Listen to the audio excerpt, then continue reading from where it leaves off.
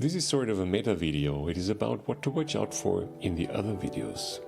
Welcome to the world of holistic efficient solutions. You will see some basic highlighting that is used throughout our videos. This way it will be easier for you to follow what you have to do with your mouse or keyboard. It will only be visible in the videos, not if you will be doing this by yourself later on.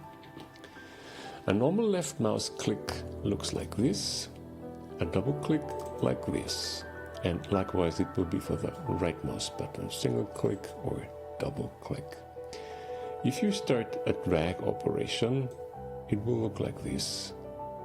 And if you release the mouse and thus make the drop like this for a short time. If some invisible keys or combinations are pressed, they will be flashing in the bottom right corner, somewhere in that area. For example, cursor keys or Control A, for example, or things like that. Anyway, if you feel lost, it's perfectly fine to just pause or rewind a bit in any of the videos. Also feel free to enable or disable subtitles. That's all there is up front. Now have fun!